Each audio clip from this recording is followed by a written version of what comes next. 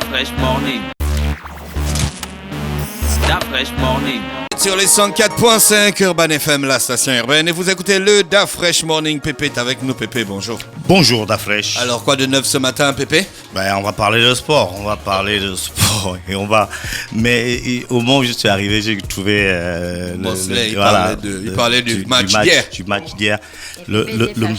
Pépé, on a sollicité mon avis.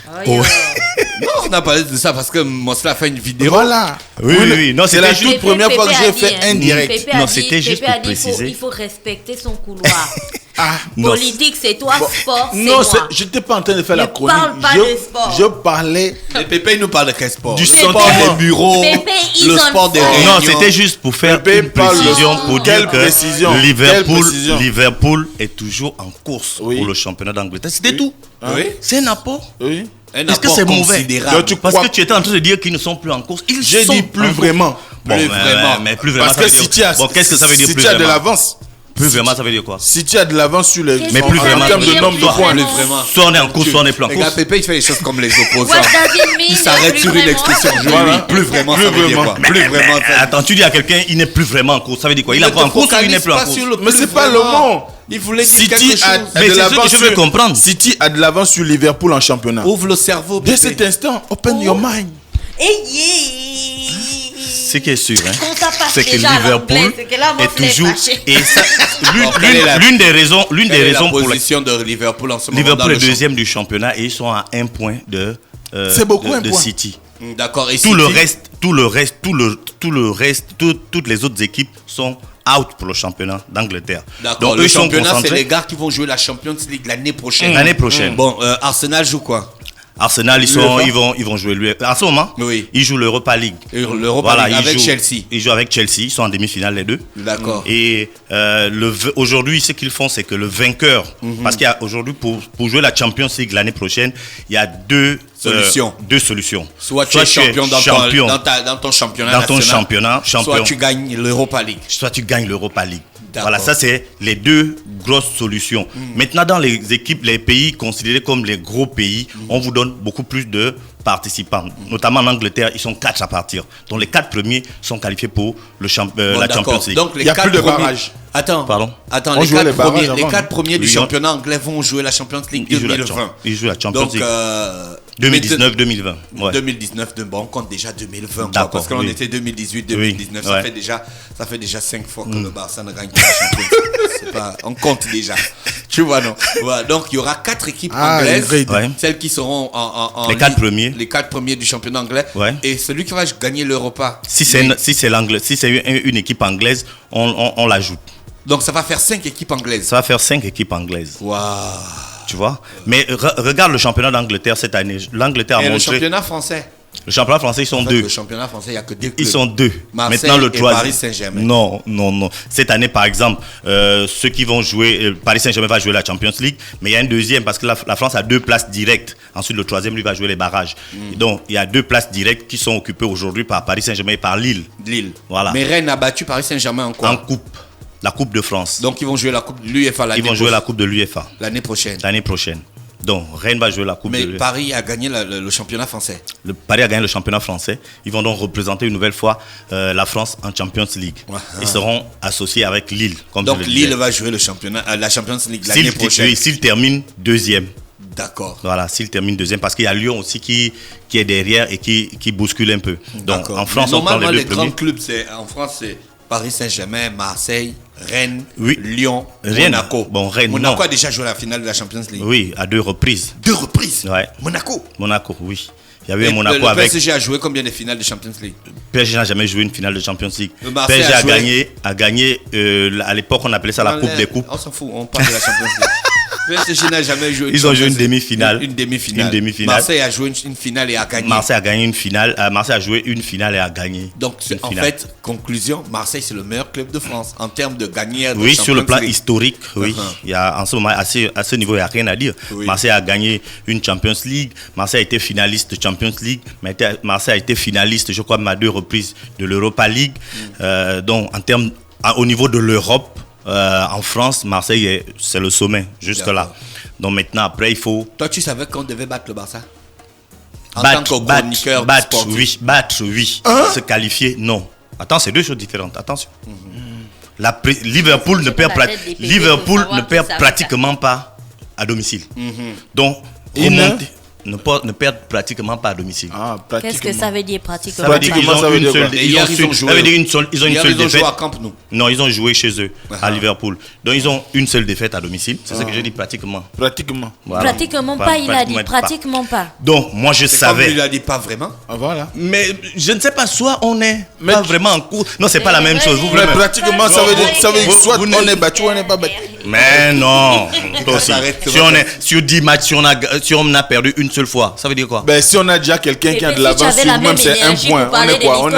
On n'est plus forcément en course. Mais on est encore en course, ça veut dire autre chose. Donc j'étais en train de dire, donc moi, ayant vu le match aller, parce que si vous avez regardé le match aller, ceux qui ont regardé le match aller avec les yeux des simples observateurs, pas les yeux de supporters, parce qu'en général, lorsqu'on est supporter, on fait fi de beaucoup de choses. Lorsque tu as... C'est ton domaine, mon frère. Oui, donc moi, regarde, non, ce que je vais dire, c'est que lorsque moi je regarde par exemple un match de Paris Saint-Germain, je regarde avec les yeux de supporter.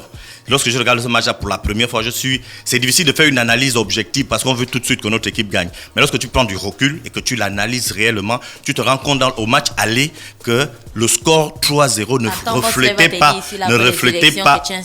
reflétait pas la physionomie du match. Donc du coup, au match retour, on pourrait s'attendre à ce que comment on appelle ça, que Liverpool marque autant de buts. Mais moi, ce qui m'a surpris et réellement surpris, c'est que Barcelone ne marque pas de buts. C'est pas que Liverpool ait marqué 4 buts. Liverpool peut marquer 4 buts à n'importe qui. Vraiment, la pression, leur envie de jouer, leur coach, parce que c'est le coach qui est... le coach a remis en place l'identité de Liverpool. Donc, pour moi, ce n'était pas étonnant que Liverpool marque 4 buts. Mais ce qui était réellement étonnant pour moi, c'est que Barcelone ne marque pas de buts et donc que Barcelone ne se qualifie pas. Donc, moi, je savais, je pensais, je croyais en ce que Liverpool puisse gagner, mais pas que Liverpool puisse se qualifier. Voilà, Liverpool, c'est l'une des équipes dans l'histoire qui a déjà fait ce genre de choses. Liverpool est mené en une finale de Champions League 3-0 à la mi-temps face à Milan et à la fin, il gagne. Tu vois, en termes de mentalité, c'est une équipe qui a une histoire. Et lorsque le passage à vie de Liverpool sur le plan européen pouvait s'expliquer du fait que peut-être qu'ils n'avaient pas un coach capable de transmettre toute cette énergie-là. Maintenant, ils ont un coach qui est réellement dans la même dimension que le club. Et aujourd'hui, on voit comment ça marche. En championnat, ils sont encore là. En Champions League, ils sont encore là. Ils sont capables de faire encore un doublé. Alors qu'il y a de cela quelques heures où, on va dire, personne ne pouvait encore le penser. C'est pour dire que le football, c'est vraiment... Pour moi, c'est 80 ou 85% psychologique, c'est 85% mental. Le reste, c'est le talent. Tu veux dire que les Panthères du Gabon, ils sont pas le bébés. C'est à ce niveau-là, peut-être que nous, on pêche souvent. Le Cameroun était souvent l'une des grandes équipes en Afrique, pas parce qu'ils avaient les meilleurs joueurs africains, mais c'est parce qu'ils ne perdaient jamais avant que le match ne soit terminé. Pour eux, tant que l'arbitre n'avait pas encore sifflé la fin du match, tout était possible. On a vu aux Jeux Olympiques, là où ils étaient menés par l'Argentine ou par le Brésil, et puis à la fin, ils réussissaient toujours à revenir. C'est une question de conception de jeu et c'est une question d'état d'esprit. C'est peut-être ce qui nous manque. Mais pour ça, il faut des fois aussi avoir un coach qui est capable de le faire. Klopp, en Angleterre, il arrive à donner cette dimension à ses équipes. Lorsqu'il était à Dortmund, c'était pareil. C'était pareil. Ça veut dire, lorsque le coach vous donne... Il y a certains coachs qui font en sorte que vous jouez exactement comme ils veulent que vous jouez. Mais il y a d'autres coachs qui ont ça, mais qui n'arrivent pas à le transmettre. C'est ce qui, pour moi, c'est ce qui fait la différence entre un grand coach et un coach moyen. Et sur le plan local du sport, qu'est-ce qu'on a ? Sur le plan local, on a notre championnat qui est à la place en play-off. Donc aujourd'hui, il y aura la première journée des play-offs. Il faut rappeler que le championnat était divisé en plusieurs zones, comme je l'avais expliqué la dernière fois, et que les 6 vainqueurs de zone sont ici à Libreville et vont donc jouer un tournoi bloqué qu'ils ont appelé le play-off. Et donc aujourd'hui, la première journée, il y aura Pélican, représentant de Moyen-Ogooué, qui sera face au stade Mandji. Ce sera à l'INGS à 14h. Aujourd'hui. Ensuite, il y aura, toujours à l'INGS, il y aura Manga Sport qui sera opposé à Akanda. Manga Sport, dont l'équipe chère à Gina, qui sera donc et qui est le champion du Gabon en titre, qui sera donc opposé à Akanda à 16h. Ensuite, il y aura à Monédan à 16h l'USB qui vient du Nord, qui sera opposé au CMS. Donc il faut rappeler, il faut souligner, c'est vraiment une particularité cette année. Le championnat en termes de buteurs est géré par 2 frères qui sont même père, même mère. L'un joue au CMS qui s'appelle Nani Nono et qui est le petit frère, et son grand frère qui joue à Pélican qui s'appelle Alan Nono. Ce sont ces 2-là qui sont les 2 meilleurs buteurs du championnat national aujourd'hui. C'est dingue, c'est vraiment dingue, et c'est une première pour le souligner. Alan Nono, il avait été vainqueur avec les U23 au Maroc. C'est lui qui avait même marqué le dernier but gabonais qui avait donné vainqueur au Gabon lors de cette partie. Après, il a traversé une période un peu compliquée où des blessures. Il est parti au Maroc, il est revenu. Et là, il est à Pélican. À Pélican, il est en train de prendre la retraite. Bon, la retraite, non.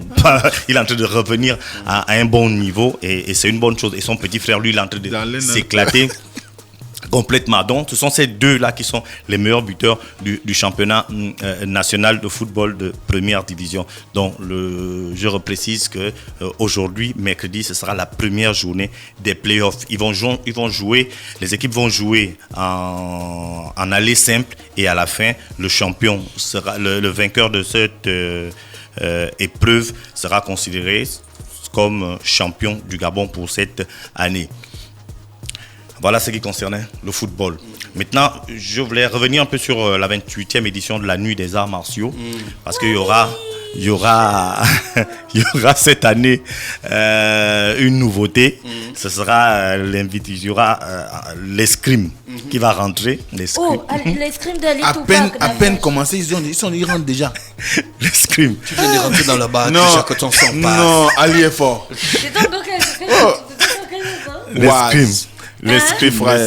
L'escrime va rentrer, et il y aura comme invité la capoeira. Non, Ali Tupac est fort. Tu viens de rentrer dans la boîte et déjà que ton son passe. Ben, c'est comme ça. Ça veut dire que tu es fort. Donc ça veut dire que ton son est fort. Et il y aura comme invité la capoeira. La capoeira du Brésil, qui est considéré comme l'art martial qui fait partie de la danse. Mais c'est à l'origine, c'est comme une danse. Je crois même qu'à l'origine, c'est une danse. En fait, je pensais à... Non, eux, c'est une sorte de gymnastique, mais tellement violente que cet art martial a fait vraiment... ça fait des dégâts. Voilà, donc ce sera... Moi, j'aime bien, et je ne raterai pas l'occasion de voir en face des vrais professionnels pratiquer cet art martial. Donc ce sera la 28e édition de la Grande Nuit des Arts Martiaux. Donc c'est 28 ans. 28 ans, c'est lourd. Ça voudrait dire qu'il y a une certaine... On dirait qu'il a l'organisation qui a le plus duré au Gabon. Hein. Bien sûr. 28 ans, oui, je crois. Chaque année. 28 ans. Ça fait depuis 91. Depuis 91, ça fait 28 ans, ça voudrait dire que c'est... Dans 2 ans, il en sera 30 ans. Oui, dans 2 ans, ça fait 30 ans. 2021. Ça fait 30 ans. Et les partenaires ne suivent pas. Est-ce qu'il est... Mais je crois qu'il a quand même des partenaires assez... Il doit être décoré. Hein. Tout à fait. Donc, Pépé, on n'avait que le sport gabonais et puis les arts martiaux. Ben ouais. À part ça, il n'y a rien. À part ça, il y a le week-end qui arrive. Et les footballeurs, il y a Steve Mondo qui a dit que tu ne dois pas nous en filmer aujourd'hui. Tu dois nous parler des Gabonais qui jouent à l'étranger. Mais les Gabonais qui jouent à l'étranger, on ne peut parler de ça qu'au sortir du week-end. Parce que les joueurs jouent le samedi, le dimanche, et puis le lundi, on peut en parler. Et voilà, et cette semaine également, il y aura la fin des travaux de la commission qui avait été mise en place par la FEGAFOOT pour choisir les 3 noms. Tu bugs ce matin, Pépé. Pour choisir les 3 noms devant constituer les Panthères. Le sélectionneur national et le directeur technique national. Donc voilà, les documents ont été transmis au président fédéral et au COMEX. Il conteste la victoire de Liverpool. Mais non. Et donc cette semaine, on devrait savoir quelles sont ces 3. Quelles sont l'identité de ces 3. C'est comme ce matin. La shortlist, oui, les 3 sélectionnés pour chaque catégorie. Oui, c'est ça que j'ai dit. Voilà. Merci, Point final. Mais il y a des jours comme ça. Pépé n'est pas au point. Le point final. Il a mis le point final. Pépé au P. Pépé au P. Parce que Pépé n'est pas au P. S'il allait bien. Pépé n'est pas au P. C'est toujours là. Pépé n'est pas au P. Pépé au P n'est pas au P. Toujours. D'abord, je mets d'abord Waf d'écrire Faël. Pépé, je n'ai pas ça. Pépé au P n'est pas. Le maillot en chef.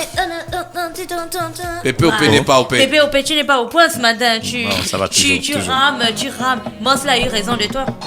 Encore. Merci, on reste connecté sur les 104.5 Urban FM, la station. Et on va recevoir Mosley dans quelques minutes. Start Fresh Morning.